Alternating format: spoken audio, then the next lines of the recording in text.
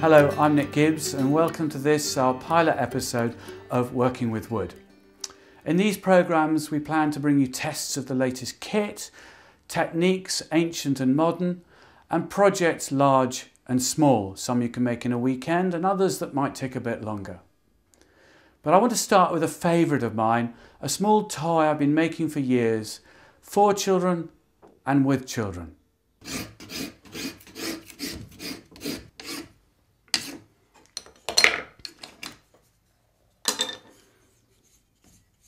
I started making these handmade helicopters at shows a few years ago because I wanted to be able to work while I was selling magazines and sell them at the same time. But you could make them and sell them at craft fairs or at village fetes or at Christmas bazaars. They're quite simple to make, but you do need a little bit of preparation and in the workshop beforehand, and then a little bit of spoke shaving at the end to finish them off. You start with a piece of softwood like this, really simple, about 6 inches long. The blades of each helicopter are about 6 inches long. And it's important when you cut these up that they're nice and square, because all the rotors, the propellers, have to be exactly the same length to fit in various jigs that you'll use in the preparation. They also have to be smooth and all the same thickness. I use softwood. You can get it at any timber store or a DIY warehouse, and it's about 19mm thick. It's pretty much always the same thickness. I then cut them into lots and lots of blanks, just like this, and then I put them over a router table to round over the edges, just the corners. I use a rounding over cutter, just like this, and so all 4 corners of the block are removed at quite an early stage.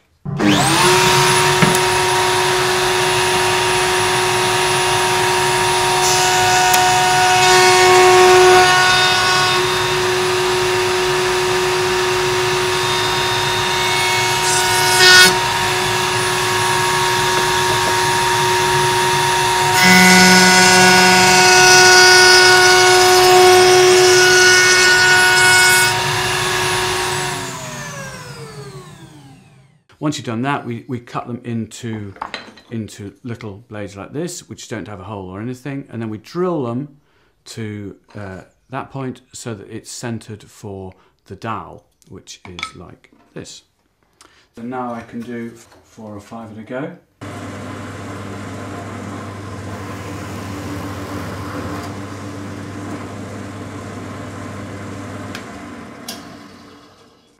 This is 1/4 inch oak. And in this case, the rotor is made from pine. I used to make them from elm, which is really good because it's really soft, and the wild grain means that it's light and strong, so it flies really well. I've tried oak for the rotors, but the trouble with that is that it's too hard, so it's quite difficult to actually work with a spoke shave, and also it tends to get too sharp along the edges, which makes it a bit dangerous. The good thing about oak is, and the interesting thing about all the different species that you can use, is that it tends to take off more slowly. So the first flight into the air is quite slow, but it then stays in the air much, much longer. Pine, which is brilliant for shows, it takes off really fast and flies off into the middle of a crowd and then drops gently to the ground, which is ideal because it means that I tend to aim it at families, so they pick it up and the next thing you know, they've come over to my stand and they want to buy one, and usually, to be honest, more than one. This is the jig that I use for scooping the rotor blades to take a little bit of waste away so that when I do spoke shave them, it's much quicker and much easier, and the angle is already set. It's designed for a bandsaw, and as typically with many jigs, it has a baseboard and a fence. The fence, as you can see, is at an angle, and the angle is specially designed to suit the angle of pitch for the blade. And the scoop draws the piece of wood away from the blade, so it just cuts out a small section from the tip towards the centre, which I can then finish with the spoke shave later. This is the best jig that I've made so far, in that it's made from birch ply rather than something softer than that. And the reason it's good is because the birch is hard, and once it's been sanded a bit, is really smooth, and the wood doesn't catch it at all as it passes by. I simply cramp the jig to the bandsaw with a couple of cramps, and I will need to adjust it a bit. So one of the cramps goes at the back and then the other one at the front. And it usually takes a few goes to get the position of the jig absolutely right. So don't expect it to happen immediately. It will take a little bit of time.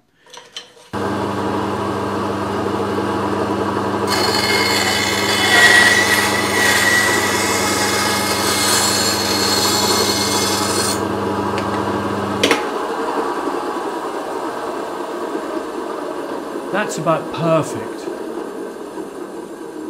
with the cut stopping just short of the stem. And notice how I was using a push stick to make sure I keep my fingers away from the blade, both the one that's holding the stem and the other one which is just guiding it a bit. Each helicopter is then flight tested, so I have a dial all the time which is slightly tapered at the ends, and I'll put it in after I've done my spoke shaving. I'll put it into the blade and I'll give it a bit of a whirl. Not only does that attract attention, but it also proves whether that particular blade works. I then put it into the dowel like this, which is made of oak, and I can then fly it away and ask for some money. The advantage of projects like this is that you can use them to teach young woodworkers, aspiring woodworkers, some basic techniques, as is the case when I roped in my daughter Lara the other day to have a go. Spoke shaves are great for teaching people how to get into woodwork and understand grain direction, because they soon learn where the wood tears and where it burns up. It also shows that sometimes you have to angle the blade a bit to get a really good cut, and how by twisting the spoke shave a bit one way and the other, they can get it to cut deeper into the wood. Good.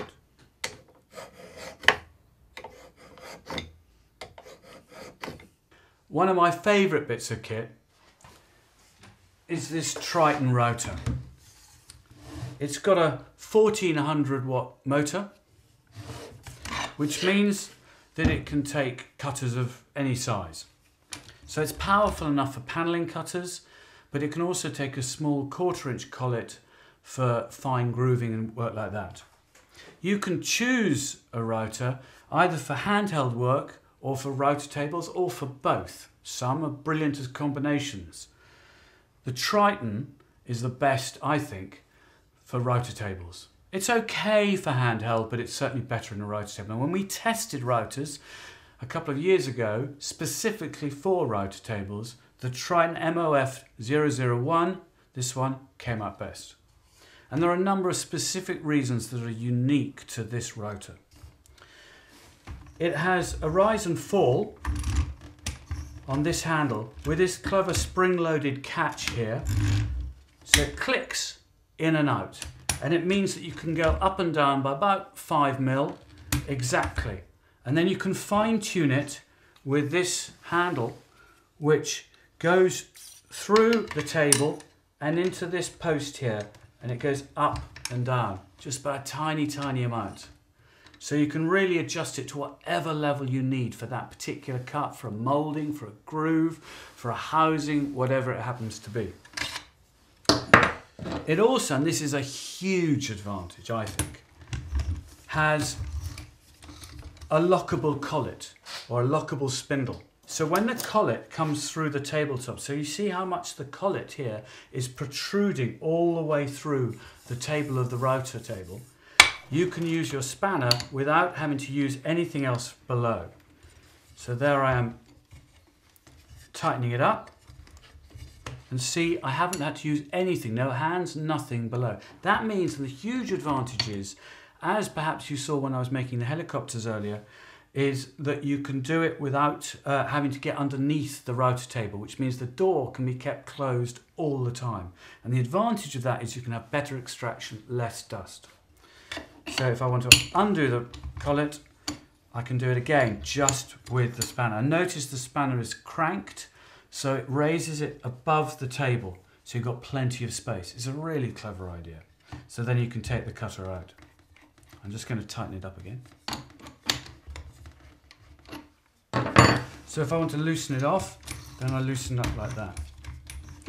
Another advantage of this is that you can undo the pillars and remove the spring inside. The springs on routers can be really strong, and in this particular case you don't actually need a spring to force the router up and down.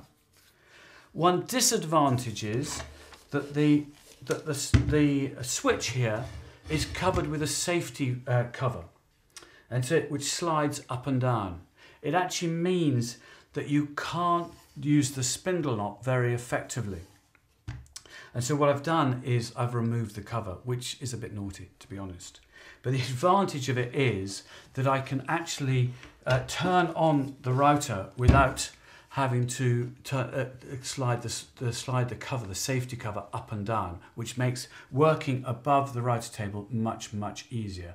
And it makes it an all-round good package. These have also been at a really good price. They've often been sold for anything around 120 to 150 pounds, which for a router is good value. And it comes with all the fences you need for hand routing, but personally I've never taken this one out of the router table, and I consider it best for that job.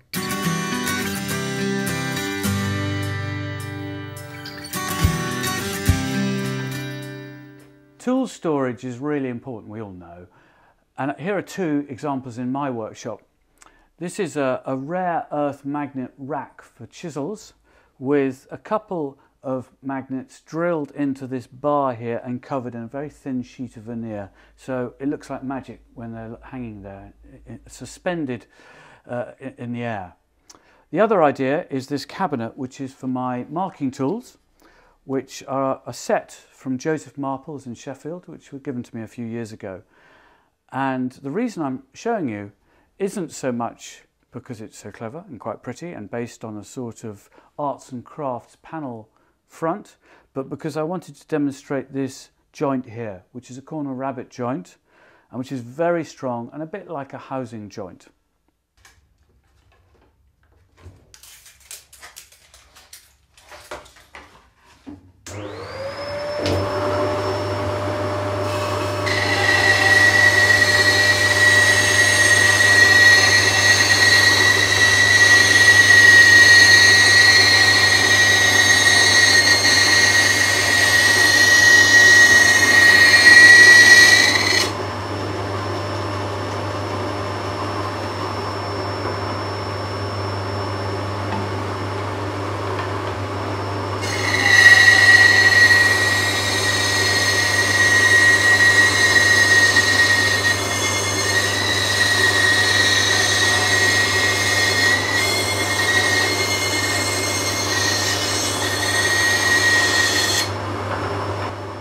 So having ripped the side, one of the sides and the top or bottom on the bandsaw, I'm now going to show you how to plane them to width.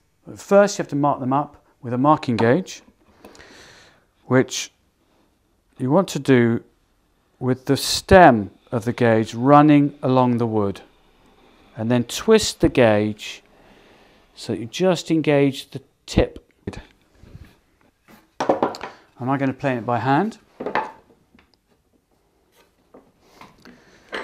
With my trusty smoothing plane from Clifton, the great British plane makers.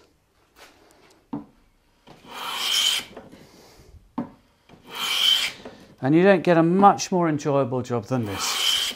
This gorgeous sound and the smell and the feel of shavings just cascading off your plane. And if you're really clever and you want to play a little trick and you've got children to please, you write a little note along the edge. So for instance, all right, dear Sasha, who's my youngest daughter, happy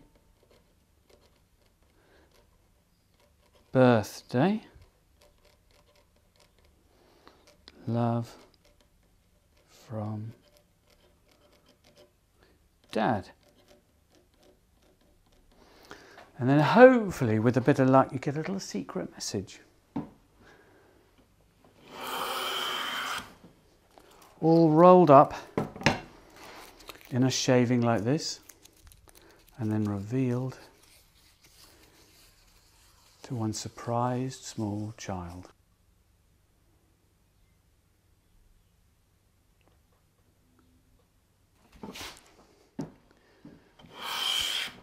Now you carry on planing until you hit the mark from the marking gauge, the line, and you know when you've reached the line when the edges, the very edges, start fraying a very little. And you'll certainly see, I haven't got there quite yet, but very nearly. The important thing when planing an edge like this is to start with the pressure at the front of the plane, and then as you go along, get to the middle of the plane and then the back of the plane, and that keeps it all nice and flat. And here I'm beginning to get just the first evidence of the marking gauge line. Here at the back I can see it already. Here you go, just there. And I should get it at the front soon.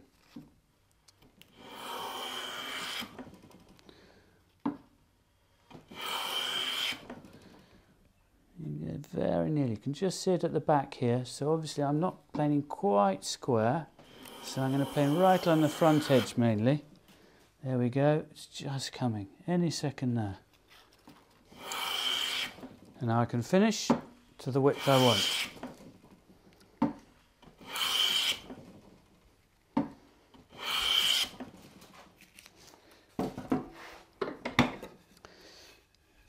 Now all I need to do is cut the pieces to length.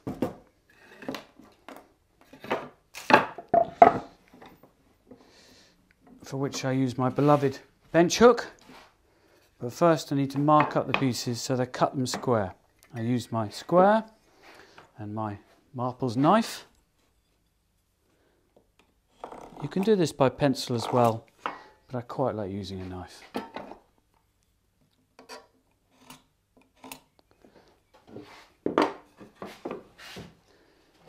And then I use my Japanese silky saw.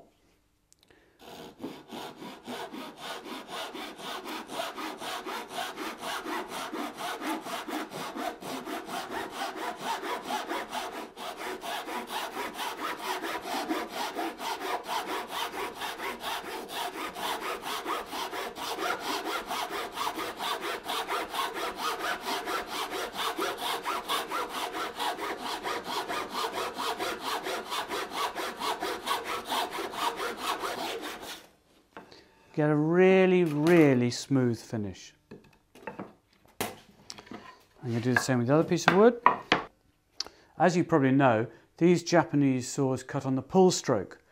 The reason they do this is because the blade is very, very fine and would buckle if it was on the push stroke. This one has a back to it, so it keeps nice and straight.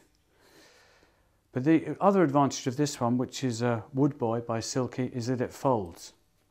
Now most of the time when you're in the workshop that isn't necessarily important, but if sometimes you go around on site or you do work around the house or wherever and you want to be able to transport it and take it around and take it with you, then having one which folds is really important, and it protects the teeth, which can snap off really easily. So I'm now going to start cutting the joint. I'm going to mark up the two pieces first by transferring the thickness of one onto the end of the other.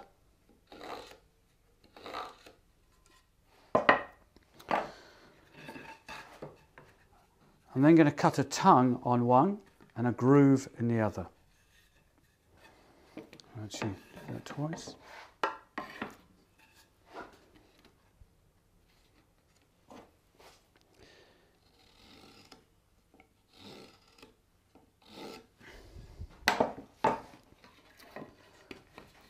So I'm going to make the tongue about half the thickness of the piece of wood, and therefore I'll make the groove, the housing, the same width. And mark it up with my marking gauge.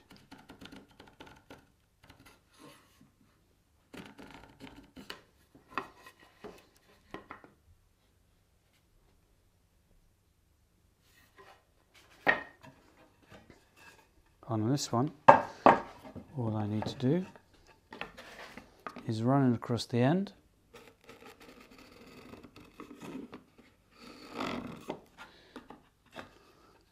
and then use a square to mark where my groove is going to go, or my housing.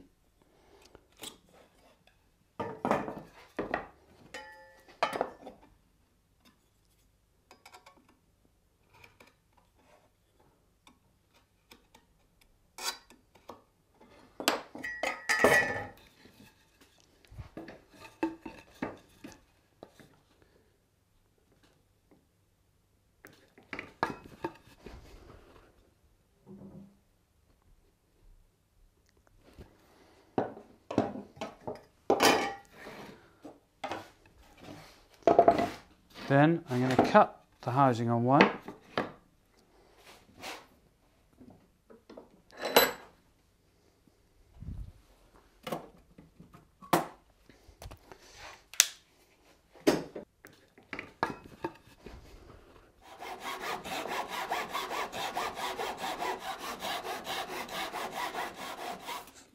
Cutting just to the line. Yeah, we'll cut the tongue or tenon on the other piece afterwards to fit.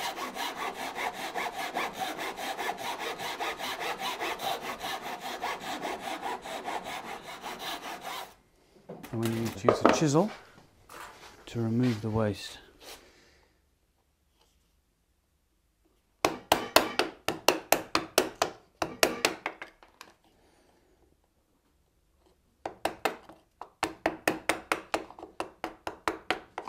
Notice how I'm doing this against the stop so that I don't tear the grain too badly. Do it by hand. And if I haven't got the saw cuts quite down to the bottom, I use the chisel on its edge like this to do the final bits. And tidy it up. Then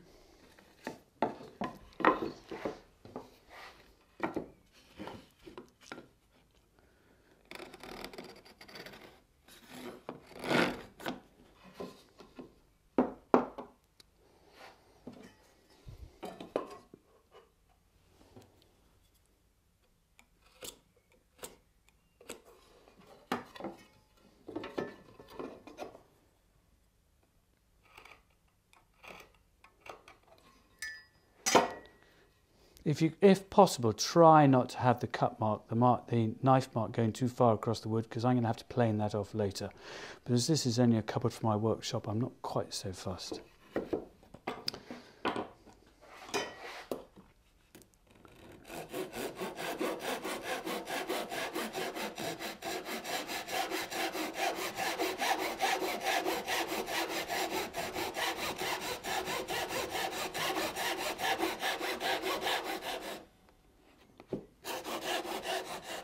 Cut down to the line, but not through the line. And then once again, I knock away the waste. You can use a saw to cut this waste away, but this is much quicker. Or at least I find it much quicker. I'm sure other people prefer using a saw. But there are any number of different ways to swing a cat.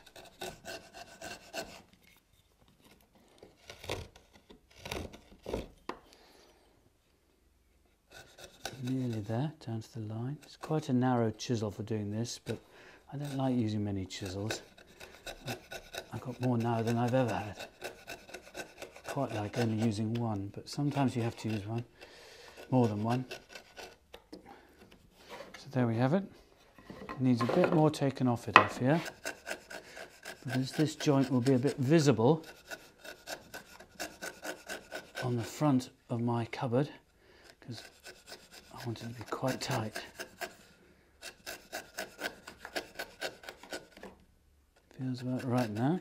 Let's clean up the shoulder, just in here.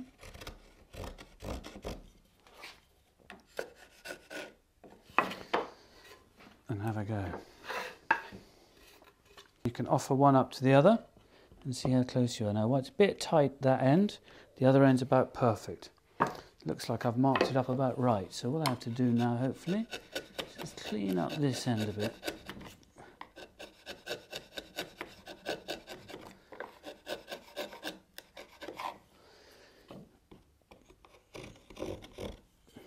That's all right.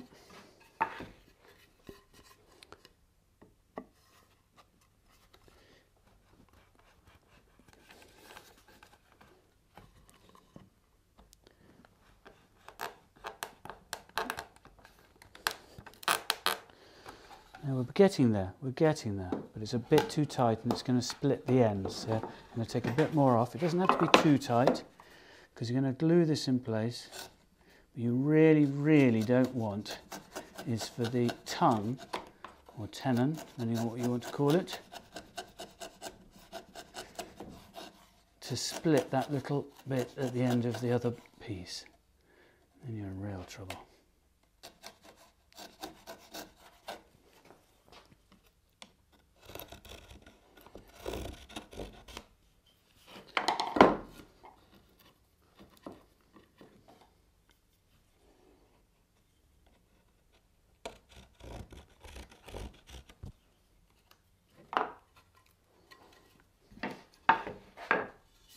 There we have the two pieces. Join them together. The tongue is a fraction long in that case. I'm going to have to plane it back a bit, which I'll just do before assembly. And then we're ready to assemble the cabinet.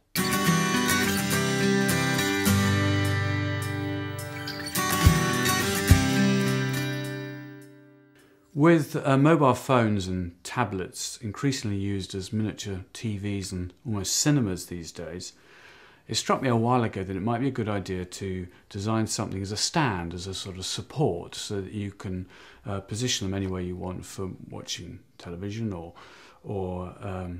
watching anything really.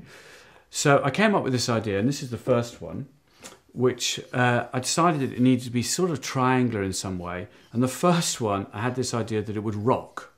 And so as you can possibly see, the bottom is slightly curved. And I came up with this wedge idea, and the phone would sit on that shelf like that. And it worked really, really well. It was a great success. But it was quite difficult to make, and then I started realising that there needed to be a space for the cable to come out of the phone. So I cut a groove in the front of it. The trouble was, though, it kept falling over because of like it was a rocking horse almost. So I introduced some metal dowels into it, thinking that was a clever little gimmick, and it certainly made it heavier, but very difficult to make. And what I began thinking was that you have to think of both and consider both the production and the way the object is used, and it became a really interesting exercise for me in both those factors. So then I made a few which were just really solid, because I wanted to use oak because it looked nicer than the pine. But again, I had a problem with the cable, but I had made it a smaller size, which was much, much better because it didn't take so much space. Then I explored an idea of doing it in two parts so that there was room for the cable here, because what I discovered was the cable, you had to be able to pick the phone up from the stand, and the cable had to come away, sort of thing. It had to sort of come out the front of the stand. Whereas the initial ones, which were like this, or one of the earlier models, the gap was behind. And the trouble with this was that the cable sort of goes down the back behind the stand, but you can't actually pick the phone up once it's in position. So then things moved on. I made more with ledges of different shapes. And then suddenly my daughter, Sasha, suggested that we put a ledge on it. And I thought, yeah, what a brilliant idea. So we came up with an idea of screwing the ledge onto the front. This would mean that the pyramid itself, the triangular shape, would be much easier to make, so you wouldn't have to do any of this chopping into the piece of solid like this. So we screwed it into, and we made these little ledge pieces, and we screwed them in place. It then crossed my mind that the screw was kind of ugly, and it might be better to use a dowel. And then I thought, well, why put the ledge there if I'm going to use a dowel? Why not have the phone just sitting on a dowel? So I turned a great difficulty, well not difficulty, but great time, each little peg with a slight curve on it so that the phone wouldn't slide off the front and it pushed into a hole inside the base. And then I thought to myself, no, there's a better way of doing this. And if each of the pegs is slightly ridged like this, not only does it reduce the amount of work needed to turning them, but it also gives fine adjustments, so you can actually move the phone or tablet up along the peg to get a slightly different angle. And then I thought that if I was fine-tuning the angle like that, surely if we have 4 holes, we can actually have it so that the stand can be used at a high angle or at a lower angle. And so we now have 4 holes per base, which are drilled with a jig. And it did take me an age to get the jig right so that these holes are absolutely in line. And the result is what we now call perchums. And hence, on one version, we had these engraved in the front with a P. And the P can be used either that way up, where it's steep, or at a more shallow angle, like that. And we started calling them perchums because there's the famous song from the musical The Scarlet Pimpernel. We perch them here, we perch them there, we'll perch them bloody everywhere.